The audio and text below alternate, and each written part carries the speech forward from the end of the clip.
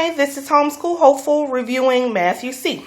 I love Matthew C because it is a DVD curriculum. Each lesson is taught by the instructor on DVD. It features him with a board and an invisible class that you can't see, but you can definitely hear them participating. I like this because it puts me in a co-teacher type situation, and it feels like I have another teacher to lean on, and it's not just me trying to figure out with a book what's going on. So it comes with the DVD and the student text and the instructional manual. Now, what's in the instruction manual is the same thing that's on the DVD. He just gives it to you in two forms, and of course it has all the answers in it because it's the teacher's manual. So the student text. What I like about this is that each lesson, it gives you enough repeat of the lesson so that you know that your child has mastered the skill. The way it's set up is like this.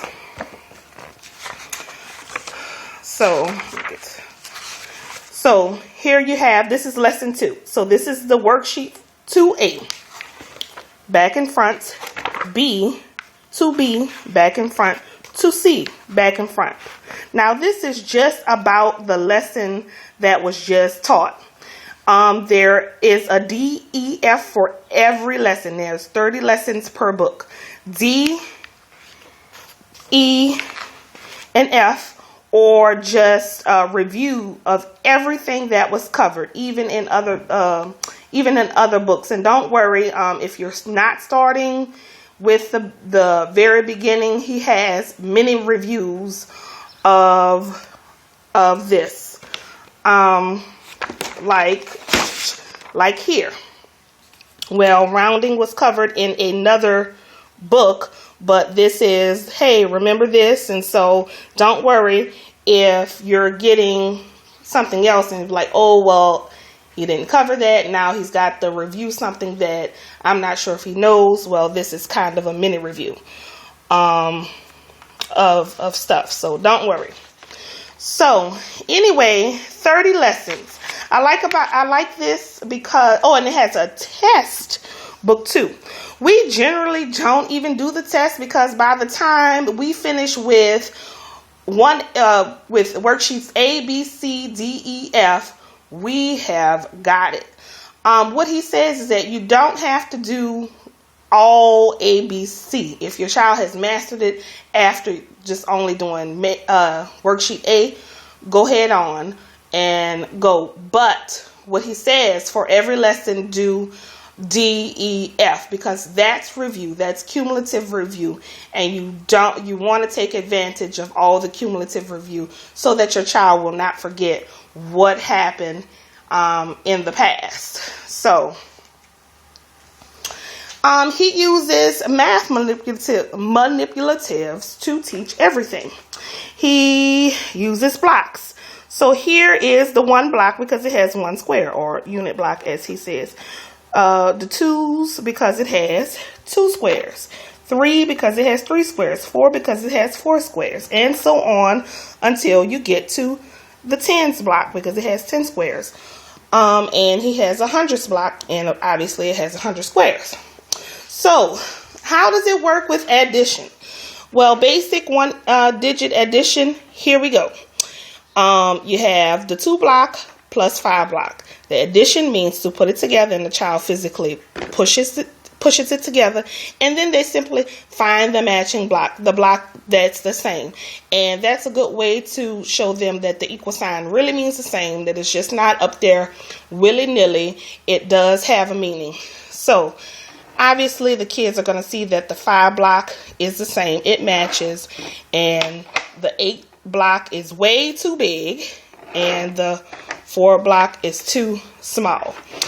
How does he accomplish multiplication? Here we go. multiplication, of course, adding the number, the same number again and again and again. So you're just adding 4 plus 4 plus 4 plus 4 plus 4. So 4 5 times is 20, and they see that. And this is also used for area as well, because here we have the square, and you see all the little squares inside. There's 20 squares inside. So when you get to area, these blocks are used so that you can see area. Now, they cover the topics a little bit differently.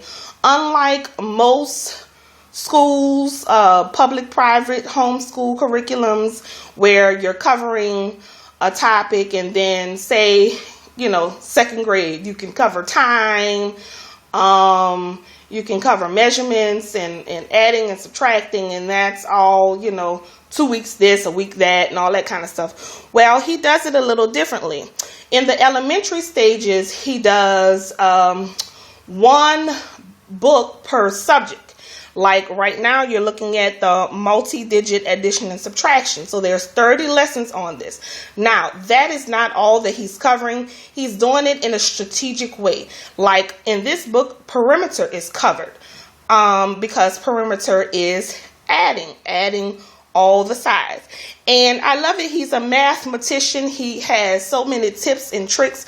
One thing he says for perimeter is he writes perimeter like this. So you can see capital RIM, you're only adding the rim, the outside edges.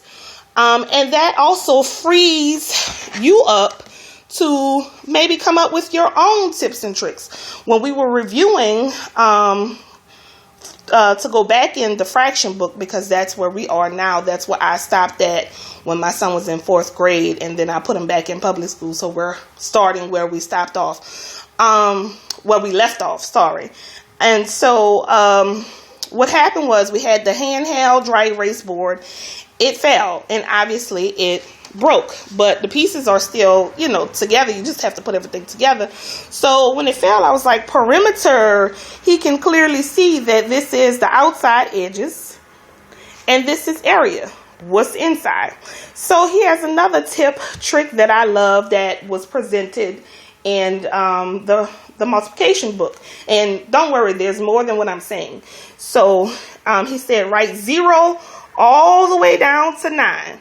Then go back up and write 9 all the way down to 0.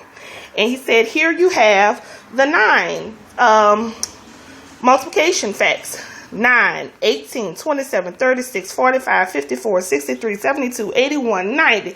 I thought that was way cool. I wish I would have known that when I was learning. So he covers place value very differently. Usually place value is something of an abstract thing, and the kid doesn't really understand it, and it's just like, okay, finally the kid gets it. Well, here it is. Let me move it. So you can see here is the way place value is set up. Units place, tens place, hundreds place. There are 9 squares in each house, because you can only put the digits 0 through 9 in each place. You cannot put 10 in the units place, and 15 in the tens place, and so forth. So they easily see that the digits 0 through 9 can only go in each place. There's only 9 places for the block to live. So what he does, he has them build. Okay, so, and he does it like, is there any room for me? Yes, there's more room. And then you keep going all the way till you get to 9. And once you get to the 9th block and the 10th block comes knocking, is there any more room for me? And then the 9 blocks say, oh no, there's not any more room for you. But I tell you what, we can change for you. So line everything up like that. And there's the 9 block. And the 10 comes to join. And then once the 10 comes to join, then I take the 10 block and say, well, we can't stay like this. We have to switch, because we have to have a place to live. And then We put the block here, the 10 block here, and then we start. So there would be a 1 right here because it's 1 10 block because they had to move, and a 0 here, and you just keep going and going and going like that. So, and that's easy. My daughter was understanding place value when she was 4 because of this. If it wasn't in this form, I think it would have been a harder time. And he calls this decimal street. And he bills as well, 353. So 1, 2, 3, and 50. You get it. So they'll see that 300 blocks, 5 10 blocks, 3 unit blocks make 353. He also has fraction manipulatives, and when it starts to get to this like common denominator, it's like you just start number manipulating and you really don't see what's actually going on. So I like this because you see it.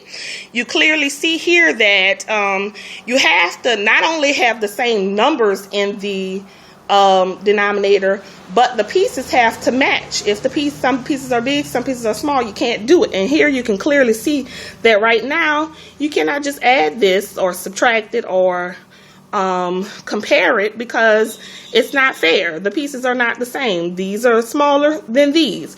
And so when you're multiplying or whatever you do to get the common denominator, you are taking these little translucents and changing it so that eventually this one and this one, the squares are going to be the same. And you can see, okay, well, I'm not just looking for the same number.